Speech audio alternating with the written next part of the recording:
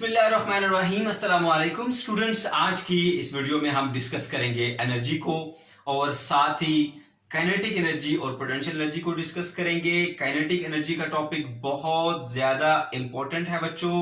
इसकी derivation specially paper में आती है, आपसे पूछी जाती है एज अ लॉन्ग क्वेश्चन। ठीक है, तो आपने इसको अच्छे तरीके से समझना है, इसका कंसेप्ट लेना है। हम सबसे पहले स्टार्ट करेंगे एनर्जी की कंसेप्ट से। छोटा सा कंसेप्ट है, क्या होती है एनर्जी?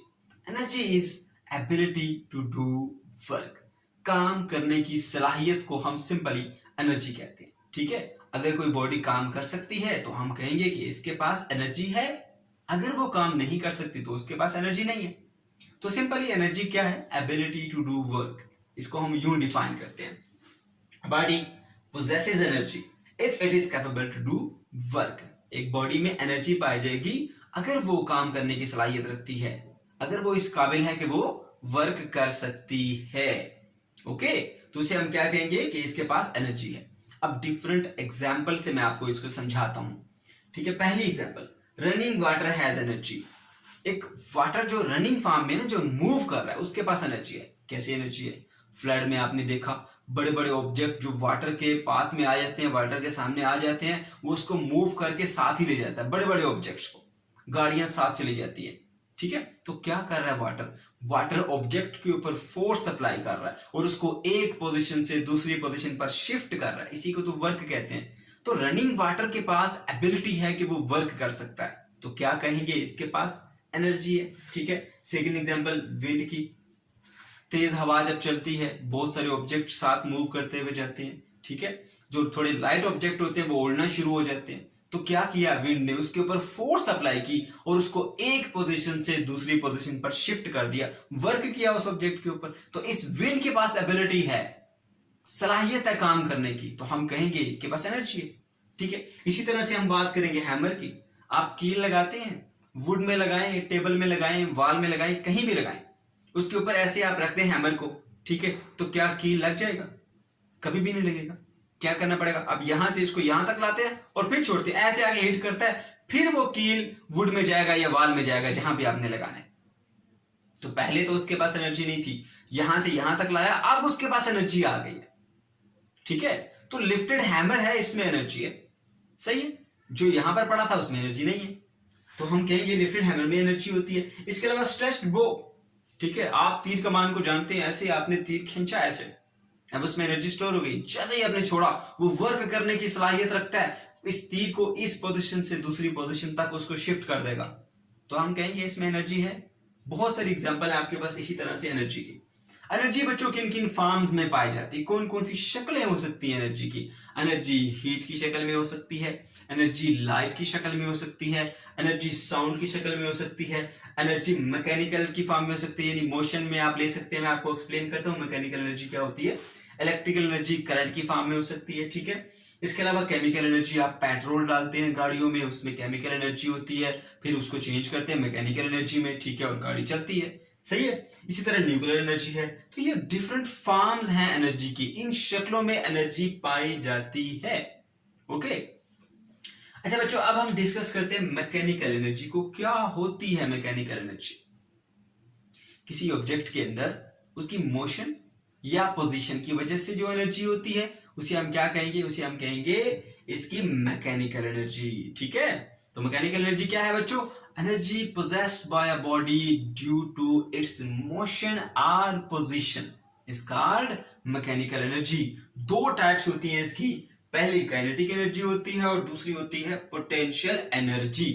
ओके, तो हम स्टार्ट करेंगे काइनेटिक एनर्जी से। बहुत इंपॉर्टेंट लॉन्ग क्वेश्चन है ये। इसके बाद हम बात करेंगे पोटेंशियल एनर्जी की, वो as a short question paper में आता है। ठीक है, तो ज्यादा हमें कोशिश करनी है कि इसको हमने अच्छे तरीके से सीखना है। आपकी फुल कंसंट्रेशन रिक्वायर्ड है बच्चों। काइनेटिक एनर्जी क्या होती है? देखो बच्चों, किसी ऑब्जेक्ट के पास उसकी मोशन की वजह से जो एनर्जी होती है उसे हम कहते हैं काइनेटिक एनर्जी। मैं आपको एक छोटी सी एग्जांपल से समझाता हूं। एक बॉल है ना, बॉल ऐसे अपने सर के साथ टच करके रखें, क्या वो आपको हिट कर रही है? क्या आपके वो हेड को थोड़ा सा भी मूव कराती है? क्या वो वर्क करती है? क्या वो आपको हिट करती है? क्या वो आपको हार्म कर रही है? नहीं। क्यों? उसके पास एनर्जी नहीं है। रीजन, उसके पास वेलोसिटी नहीं है।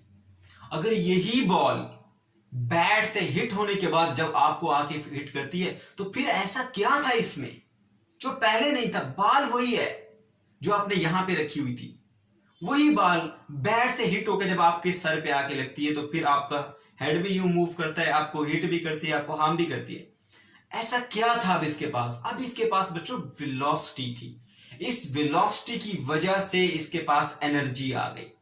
तो किसी ऑब्जेक्ट के पास उसकी वेलोसिटी की वजह से जो एनर्जी होती है उसे हम कहते हैं काइनेटिक एनर्जी। तो बहुत सारे जो मूविंग ऑब्जेक्ट्स हैं, जितने भी हमारे पास मूविंग ऑब्जेक्ट नजर आते हैं, इनके पास जो एनर्जी होती है वो एनर्जी होती है काइनेटिक एनर्जी। इसको हम यूं डिफाइन करते हैं, energy possessed by a body due to its motion is called kinetic energy.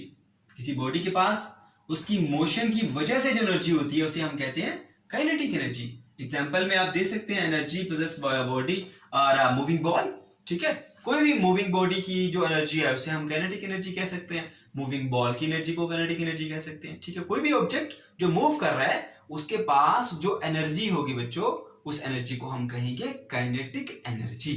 Okay, energy of running water मैंने आपको एक्सप्लेन किया था, क्योंकि वाटर मूविंग में है, ठीक है, मोशन की फॉर्म में है, इसके पास जो एनर्जी होगी वो काइनेटिक एनर्जी होगी, राइट। ओके, अब हम बात कर लेते हैं इसकी डेरिवेशन की। ठीक है बच्चों, तो डेरिवेशन में आपने 3 स्टेप याद रखने, जो मैं आपको तरीका बता रहा हूं आपको कभी भी भूलेगा नहीं। पहला स्टेप में आपने ये बताना है कि बॉडी के पास जितनी एनर्जी होती है वो उतना ही वर्क करती है। ठीक है, अगर किसी बॉडी में कम एनर्जी है तो वो कम वर्क करेगी, ज्यादा एनर्जी है तो ज्यादा वर्क करेगी। पहला स्टेप। सेकंड स्टेप पे आपने न्यूटन का सेकंड लॉ यूज करना है। थर्ड स्टेप पे न्यूटन की थर्ड इक्वेशन यूज करनी है। 3 स्टेप है। पहला स्टेप क्या करना है? Work is equal to kinetic energy. Second step पे न्यूटन का सेकंड लॉ और थर्ड स्टेप पे न्यूटन की थर्ड इक्वेशन। बस ये 3 स्टेप आपने माइंड में रखने हैं, आपको कभी भी भूलेगी नहीं ये काइनेटिक एनर्जी। ओके, देखिए हमारे पास एक ऑब्जेक्ट है, मान लीजिए ये एक ऑब्जेक्ट है, ठीक है। अब इसको हम हिट करते हैं, यहां से ऐसे हिट करते हैं, ठीक है बच्चों। हमने इसको हिट किया तो ये मूव करना शुरू हो गया। अगर ये आहिस्ता से मूव करता है, इसकी वेलोसिटी कम है, तो इसके पास काइनेटिक एनर्जी भी कम होगी, तो ये थोड़ा वर्क करेगा, यहां से यहां तक चला जाएगा, थोड़ा डिस्टेंस कवर करेगा, ठीक है, डेफिनेटली वर्क थोड़ा होगा। अगर इसके पास ज्यादा वेलोसिटी हो तो ये ज्यादा डिस्टेंस कवर करेगा, राइट, और ज्यादा वर्क होगा। तो आप ये मान लीजिए कि बॉडी में जितनी एनर्जी होती है वो उतना ही वर्क कर सकती है, ठीक है। ये इस वक्त इसकी इनिशियल पोजीशन है, ठीक है। यहां पर इसकी वेलोसिटी को मैं कह देता हूं जी vi, ठीक है। इनिशियल वेलोसिटी कितनी है जी? v वेलोसिटी के साथ हमने इसको भेजा, ये यहां से कुछ डिस्टेंस कवर करती है, ठीक है। यहां से इस पोजीशन से इस पोजीशन पर आ गई, यहां पर, ठीक है। और अब इसकी final velocity vf is equal to है 0। क्यों बच्चों? यहां से हमने इसको हिट किया था, ठीक है, कुछ वेलोसिटी के साथ, ये कुछ डिस्टेंस s कवर करने के बाद, s डिस्टेंस कवर करने के बाद अब ये रेस्ट पर आ गई है। तो जो बॉडी रेस्ट पर आ जाती है ना, उसकी वेलोसिटी क्या हो जाती है? 0 हो जाती है। इनिशियल का मतलब होता है शुरू वाली वेलोसिटी, वो v सपोज कर ले आप। फाइनल वेलोसिटी वो रेस्ट पर आ गई तो 0 सपोज करेंगे आप इसको, ठीक है। ये क्या है? 0 है। ओके, इनिशियल वेलोसिटी इसकी vi थी और फाइनल वेलोसिटी 0 थी। तो मैंने आपको क्या बात समझाई है? स्टेप नंबर 1 में बॉडी के पास जितनी एनर्जी होगी वो उतना ही वर्क करती है, ठीक है। तो यहां पर आपने बताना है सबसे पहली बात, स्टेप 1 में यहां पर 1 लिख रहा हूं, S1, ठीक है। ये सिर्फ आपको समझाने के लिए S1। स्टेप 1 में क्या करेंगे? आपने ये बताना है बच्चों कि बॉडी में जितनी काइनेटिक एनर्जी है उतना ही वो क्या करेगी? वर्क करेगी, ठीक है। और वर्क का फार्मूला क्या होता है? Force into distance. इस पे फोर्स हमने क्या लगाई थी? F लगाई थी, ठीक है। F इंटू S कह दिया, चलिए FS कह दिया इसको। आप जानते हैं वर्क का फार्मूला क्या होता है? फोर्स इंटू डिस्टेंस, ठीक है। ये आपका पहला स्टेप है। अब यहां पर 2 बातें और भी नोट करनी है आपने, क्या? कि इनिशियल वेलोसिटी क्या है इसकी? इनिशियल वेलोसिटी है v, ठीक है। और इसकी फाइनल वेलोसिटी क्या है? vf। vf क्या है बच्चों? 0 है। ये होगा जी आपका पहला स्टेप कंप्लीट, जिसमें आपने ये बताया work is equal to kinetic energy. Okay, इसको इक्वेशन 1 कहना चाहते हैं तो कह लें, आपकी मर्जी है। ये लीजिए इक्वेशन 1 कह देते हैं इसको। स्टेप नंबर 2, स्टेप नंबर 2 में क्या करेंगे, मैंने बताया सेकंड स्टेप पे न्यूटन का सेकंड लॉ लगाएंगे। क्यों? अब देखो बच्चों, यहां पर इसकी वेलोसिटी थी v, अब रफ्ता रफ्ता ये स्लो होता जा रहा है, इसकी वेलोसिटी हो गई 0। एक ऑब्जेक्ट की वेलोसिटी जब चेंज हो जाती है, ठीक है, तो उसमें एक्सेलरेशन प्रोड्यूस होता है। एक्सेलरेशन क्या है? चेंज इन वेलोसिटी पर सेकंड। सिंपली आप अंडरस्टैंडिंग के लिए बस इतना समझे, बॉडी की वेलोसिटी चेंज हुई तो उसमें एक्सेलरेशन आ गया। एक्सेलरेशन क्या है? Change in velocity in 1 second या पर सेकंड, ठीक है, वेलोसिटी में चेंज पर सेकंड। तो इसकी वेलोसिटी पहले v थी, अब आखिरकार होके हो गई है 0, तो वेलोसिटी में चेंज आ गया, इसमें एक्सेलरेशन प्रोड्यूस हुआ। उस एक्सेलरेशन को हम कैसे फाइंड करते हैं? न्यूटन का सेकंड लॉ यूज करते हुए। इसलिए सेकंड स्टेप पे न्यूटन का सेकंड लॉ यूज करेंगे। F is equal to ma, Newton's second law क्या है? F is equal to ma, ठीक है। अब अगर आपने यहां से एक्सेलरेशन की वैल्यू निकालनी है तो मैं यहीं से नेक्स्ट स्टेप में यहीं से आगे बना देता हूं। देखियो बच्चों, a की वैल्यू निकालनी है तो m यहां मल्टीप्लाई हो रहा है, इस तरफ का हो जाएगा डिवाइड, तो यहां पर आ जाएगा आपके पास a is equal to f divided by m, ठीक है। एक्सेलरेशन आ गया आपके पास, ठीक है। अब देखिए यहां पर एक्सेलरेशन दो तरह का होता है, एक होता है पॉजिटिव एक्सेलरेशन, एक होता है नेगेटिव एक्सेलरेशन। मैंने ये तो बताया आपको कि जब बॉडी की वेलोसिटी चेंज होती है तो उसमें एक्सेलरेशन आता है। अब ये एक्सेलरेशन दो तरह का होता है, क्योंकि चेंज दो तरह का होता है। पहला चेंज क्या है? वेलोसिटी बढ़ाओ, चेंज हो गई। दूसरा चेंज कौन सा है? वेलोसिटी कम करो, चेंज हो गई। तो वेलोसिटी में इंक्रीज को भी चेंज कहते हैं, वेलोसिटी में डिक्रीज को भी चेंज करते हैं। तो अगर किसी ऑब्जेक्ट की वेलोसिटी इंक्रीज करती है तो उसमें जो एक्सेलरेशन प्रोड्यूस होगा उसे हम पॉजिटिव एक्सेलरेशन कहेंगे, और अगर किसी ऑब्जेक्ट की वेलोसिटी डिक्रीज हो, कम हो, उसमें प्रोड्यूस होने वाले एक्सेलरेशन को हम नेगेटिव एक्सेलरेशन कहते हैं। तो यहां पर देखो क्या हुआ है, इसकी वेलोसिटी v थी, फाइनली क्या हो गई? 0 हो गई। तो बॉडी की वेलोसिटी तो कम हुई है, तो जब बॉडी की वेलोसिटी कम होती है तो उसे हम नेगेटिव एक्सेलरेशन कंसीडर करते हैं, इसलिए यहां पर आपने यहां माइनस लगा देना, ठीक है। तो सिंपली फाइनल वैल्यू आपके पास यहां आ जाएगी एक्सेलरेशन की, a is equal to minus f divided by m, इसको आप बोलते हैं इक्वेशन नंबर 2। सही है बच्चों, ये दो स्टेप हो गया आपके पास। अगर मैंने बताया था थर्ड स्टेप पे थर्ड इक्वेशन लगाएंगे आप, ठीक है। थर्ड स्टेप पे थर्ड इक्वेशन। अब मोशन की जो थर्ड इक्वेशन है वो कौन सी आपको पता होगी? 2as is equals to vf square minus vi square, ठीक है। यही है ना न्यूटन की जो जो थर्ड इक्वेशन है मोशन है, 2as is equal to vf square minus vi square। यहां पर आपने वैल्यूज को प्लग इन करना है, ये दोनों वैल्यूज को। पहली बात देखिए, 2 की जगह 2 उसी तरह से आएगा। एक्सेलरेशन क्या है हमारे पास? a की वैल्यू क्या है? Minus f by m. यहां पर हमने इक्वेशन 2 से पुट करनी है, f divided by m, minus का यहां पर मैं साइन लगा देता हूं, ये आ गया। और s डिस्टेंस आ गया हमारे पास, मैं यहां लिख देता हूं इसको। vf फाइनल वेलोसिटी क्या थी? फाइनल वेलोसिटी बच्चों 0, क्योंकि बॉडी फाइनली रेस्ट पर आ गई थी, 0 वेलोसिटी हो गई। माइनस इनिशियल वेलोसिटी क्या है इसकी बच्चों? इनिशियल वेलोसिटी ये देखिए, इनिशियल वेलोसिटी v से हमने इसको भेजा था, तो ये हो गया v का स्क्वायर, क्योंकि vi का स्क्वायर था। अब देखिए मैं यहां पर इसको मल्टीप्लाई करता हूं, ये मिलेगा मुझे -2 को मैं शुरू में लिख देता हूं, f s divided by m is equal to, ये तो 0 हो गया, माइनस v स्क्वायर। इधर भी माइनस है, इधर भी माइनस, कैंसिल हो गए, ठीक है। अब देखो मैंने यहां पर फर्स्ट इक्वेशन में क्या लिखा था? Fs is equal to kinetic energy, ठीक है, क्योंकि बच्चों मैं जो रिलेशन बना रहा हूं मुझे काइनेटिक एनर्जी का रिलेशन चाहिए, तो कहीं मुझे काइनेटिक एनर्जी का नाम नजर नहीं आ रहा यहां पर। तो मैंने देखा कि Fs इक्वल होता है काइनेटिक एनर्जी के, तो मैंने यहां Fs की जगह लिखूंगा 2 time kinetic energy divided by m is equals to v square. अब 2 इसके साथ मल्टीप्लाई हो रहा है, उधर भेज दूंगा डिवाइड हो जाएगा, m यहां पर डिवाइड हो रहा है, उधर भेजूंगा तो क्या हो जाएगा? मल्टीप्लाई। तो यहां पर मैं सिर्फ काइनेटिक एनर्जी को रखूंगा, kinetic energy is equal to, अब देखो 2 मल्टीप्लाई हो रहा है, इधर आके 1/2 हो जाएगा या सिंपली 2 डिवाइड हो जाएगा, ठीक है। और m यहां पर डिवाइड हो रहा है, इक्वल से उस तरफ जाके हो जाएगा मल्टीप्लाई, यहां पर मल्टीप्लाई हो गया और साथ में ये वाला v स्क्वायर हमने लिख दिया। तो ये हमारे पास फाइनल रिजल्ट आ गया काइनेटिक एनर्जी का। काइनेटिक एनर्जी इक्वल होती है हाफ mv स्क्वायर के, ठीक है बच्चों। 3 स्टेप आपने याद रखने हैं। पहला स्टेप कि जितना बॉडी में एनर्जी होगी उतना ही वो वर्क करती है, ठीक है। तो क्योंकि मोशन की वजह से एनर्जी है, इसे हम काइनेटिक एनर्जी कहते हैं। तो energy is equal to work, ठीक है। सेकंड स्टेप में क्या करना है, न्यूटन का सेकंड लॉ यूज करना है। थर्ड स्टेप में क्या करना है, थर्ड इक्वेशन है मोशन को। बस 3 स्टेप्स हैं इसके और आपके पास ये एनर्जी का रिलेशन डराइव हो जाना है। बच्चों अब हम बात कर लेते हैं पोटेंशियल एनर्जी की। इससे पहले हमने देख लिया कि काइनेटिक एनर्जी में बहुत सारे ऑब्जेक्ट जो मूव कर रहे होते हैं उनके पास एनर्जी होती है।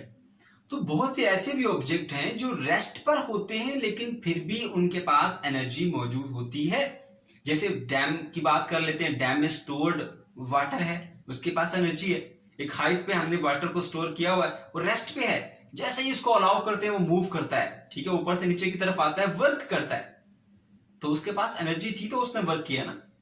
एक एप्पल जो कि एक ट्री से अटैच है, जैसे ही वो टूटता है ऊपर से, वो ऊपर से नीचे आता है, वर्क करता है, उसके पास एनर्जी थी तो उसने वर्क किया ना।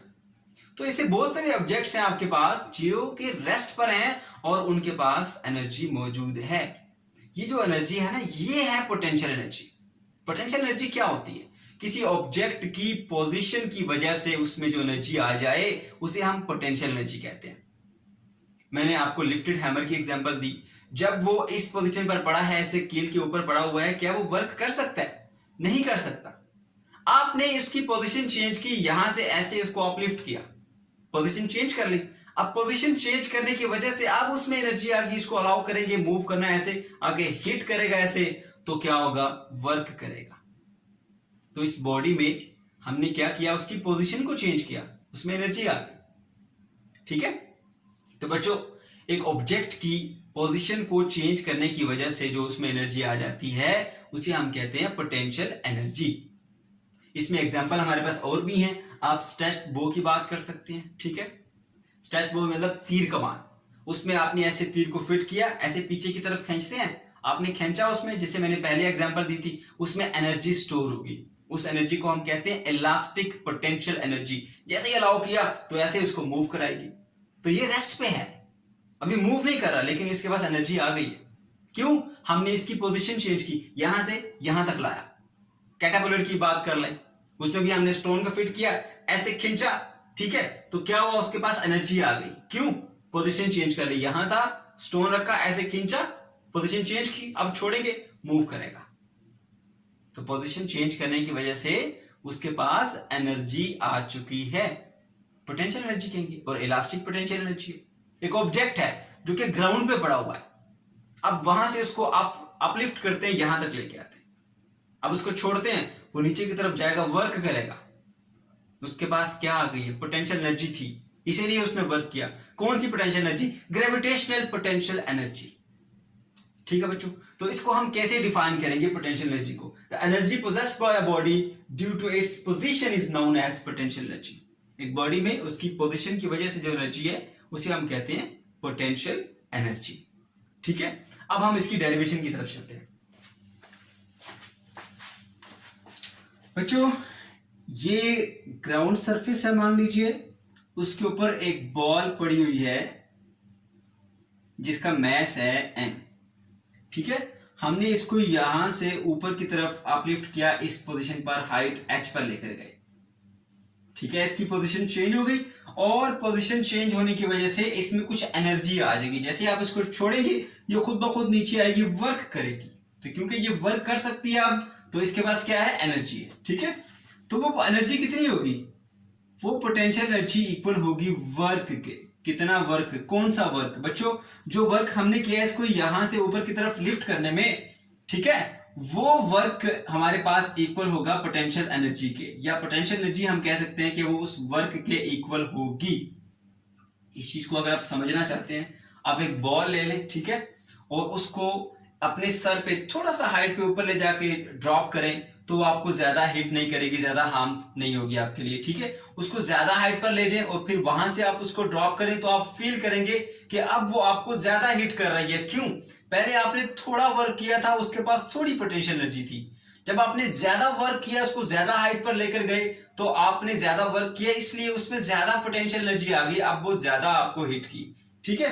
तो इसी तरह से बच्चों, जितना आप वर्क करेंगे बॉडी पे अगेंस्ट द फील्ड उसको मूव कराने में, उतनी ज्यादा उसके अंदर पोटेंशियल एनर्जी आ जाएगी। तो सिंपली इस ऑब्जेक्ट को जितना ज्यादा आप हाइट पे लेके जाते जाएंगे, उतनी ज्यादा उसमें पोटेंशियल एनर्जी आती जाएगी। तो आपको जितना वर्क करना पड़ा, उतनी उसके अंदर पोटेंशियल एनर्जी आ जाती है। इसी रिलेशन से हम इसको सॉल्व करेंगे। तो देखो बच्चों, पोटेंशियल एनर्जी किसके इक्वल होती है? वर्क के इक्वल होती है, ठीक है। तो वर्क किसके इक्वल होता है? वर्क हमारे पास क्या होता है? Force into distance. अब डिस्टेंस हमने यहां से यहां तक वर्टिकल डिस्टेंस कवर किया, जिसको हम हाइट कहते हैं h, ठीक है। तो यहां पर जो फोर्स एक्ट हो रही है इसके ऊपर, वो कौन सी फोर्स एक्ट हो रही है? वेट की, ठीक है। वेट को हम w से डिनोट करते हैं, इसलिए हम इसको w लिखेंगे। Potential energy is equals to w into height h, ठीक है बच्चों। अब देखिए वेट का क्या फॉर्मूला है? w is equals to mg, ठीक है, मैस इंटू ग्रेविटी, ये आप जानते हैं वेट का formula. So potential energy will be equals to mgh।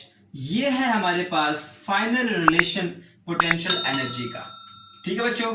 आज की वीडियो कंप्लीट हुई। अगर आपको कोई क्वेश्चन है, कोई कंफ्यूजन है, तो आप कमेंट सेक्शन के अंदर जरूर पूछ सकते हैं।